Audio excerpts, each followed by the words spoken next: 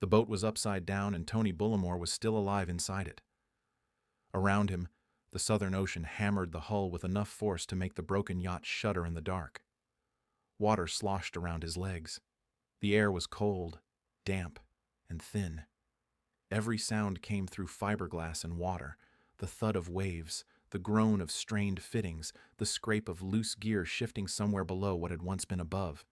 He had no daylight, no engine, no sail, no radio he could reach, and no way of knowing whether anyone would find him before the air pocket disappeared. Outside, he was more than 1,000 miles from Australia. Inside, he had only a small pocket of blackness and the decision to keep breathing. Bullimore was a British sailor in the 1996 to 1997 Vendée Globe, a solo, non-stop, around-the-world race that sent competitors through some of the most dangerous water on Earth. By January of 1997, he was deep in the Southern Ocean aboard Exide Challenger, his 60-foot racing yacht, pushing through the same violent latitudes that had broken ships and frightened sailors for generations.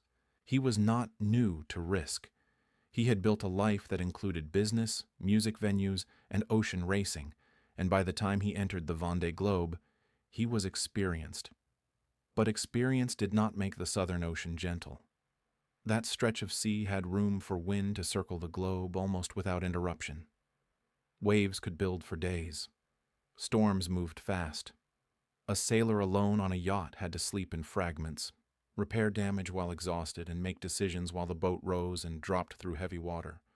The race was already dangerous before Bullimore capsized. Other competitors had been knocked down, dismasted, or forced into survival situations. French sailor Thierry Dubois was also in trouble in the same vast region, and Canadian sailor Jerry Roofs would be lost during the race. The Southern Ocean was taking boats apart, and every message from the fleet carried the knowledge that help might take days to arrive. On January 5th, Bullimore was roughly 1,400 nautical miles southwest of Perth, when Exide Challenger was struck by the sea that changed everything. The yacht lost her keel and capsized in mountainous waves. A keel was not a detail. It was the deep weight that helped a yacht stay upright. Without it, the boat could no longer recover the way it should. Exide Challenger rolled over and stayed inverted. The capsize threw Bullimore into a world with no normal direction. Up was down. The floor became overhead. Cabins that had been living space became traps. He fought through water and wreckage, trying to understand where he was inside a boat now floating like a sealed coffin. He managed to reach an air pocket in the overturned hull, a cramped space where he could keep his head above water. That pocket became his whole world. The first hours were shock and inventory. He had to know what he could reach and what he had lost. Most supplies were gone or underwater. He had very little food, only scraps, including chocolate. He had some access to water, but not enough to feel safe. The cold worked into him. Salt water soaked his clothing. His hands were cut and scraped. His body began to chill. Above him, trapped air kept him alive. Beneath him, the ocean moved constantly. He tried to signal. He pounded on the hull. He listened. He waited. But there was no voice outside, no knock in return, no engine close enough to hear. The emergency beacon had sent a distress signal, but knowing a beacon had activated was not the same as being rescued. The location was remote. The weather was dangerous. Aircraft could search, but the ocean was enormous, and the target was a damaged hull in rough seas. In Australia, the rescue response began in the very early hours of January 6th. The Australian Maritime Rescue Coordination Centre asked the Australian Defence Force for help.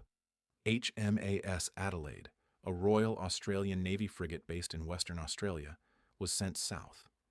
Aircraft joined the search, including Royal Australian Air Force maritime patrol planes. They were not only looking for Bullimore. Thierry Dubois had also activated a distress beacon after his own yacht capsized. 2 sailors were in danger in one of the harshest rescue zones in the world. For Bullimore, those movements were invisible. He was still inside the upside-down Exide Challenger, listening to the boat and measuring time by thirst, cold, and fear. He later described thinking about his family and whether he would ever see them again. In the dark, the mind could turn against a person. He had to keep himself from using too much energy. He had to stay as warm as he could.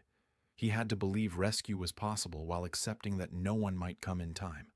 The conditions inside the hull were filthy and exhausting. He could not stand normally. He could not sleep safely. Every movement risked slipping into cold water or striking loose equipment. The air was damp and stale. The boat rolled and slammed in the seas. Sometimes the sound outside suggested that the hull was being torn apart piece by piece. He had no clear way to judge whether Exide Challenger would remain afloat for hours or days. On January 9th, searchers found Thierry Dubois first. A helicopter from HMAS Adelaide lifted the French sailor to safety from a life raft after aircraft had located him. Adelaide then turned toward Bullimore. A Royal Australian Air Force P-3. Orion had spotted the overturned Exide Challenger, but there was still the worst question.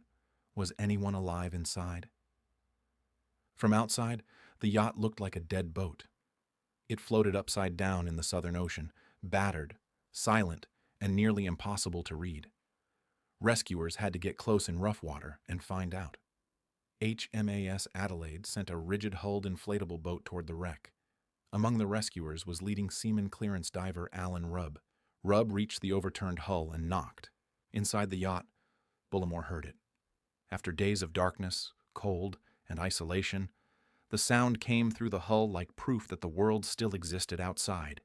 He knocked back. The rescuers now knew he was alive, but being found was not the same as being saved. Bullimore had to leave the air pocket, enter the freezing ocean, and swim out from under the capsized yacht. If he became trapped, disoriented, or too weak, rescue could fail within feet of safety. He prepared himself and slipped into the water. The cold hit hard. He swam out from under Exide Challenger and surfaced near the rescue boat. Hands reached for him. The sailors pulled him aboard. After days inside the overturned yacht, Tony Bullimore was alive in the open air. The rescue made headlines around the world because so many people had assumed he was dead. He was weak, dehydrated, and injured, with hypothermia, abrasions, frostbite, and a damaged tooth reported after the ordeal. But he was alive. He had survived days in a capsized boat in the Southern Ocean, trapped in darkness while weather delayed and endangered the rescue effort. Aboard HMAS Adelaide, the sailors cared for him and brought him back toward Australia, along with Thierry Dubois. One moment, his world had been cold water, black air, and the pounding hull. The next, he had warm hands around him, voices, blankets, medical care, and the smell of a ship full of living people. The story stayed with people because it was not survival in a lifeboat under the sun. It was survival in a sealed, overturned yacht, where time was marked by darkness and the sound of water. Bullimore waited inside a broken boat, fighting the fear that no one would ever know he was still there. Years later, he remained tied to that rescue, though he continued sailing and returned to the sea.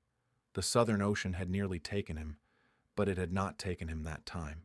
His name became part of one of the most dramatic maritime rescues of the modern era, remembered not only for his endurance, but for the Australian sailors and air crews who went searching when the odds were terrible. In the end, the most important moment was simple. A rescuer knocked on the hull of an upside-down yacht in the middle of the Southern Ocean. From inside, after days in cold darkness, Tony Bullimore knocked back. Thank you for listening to Horrifying Survival Stories. Subscribe for more stories of those who faced the impossible and lived.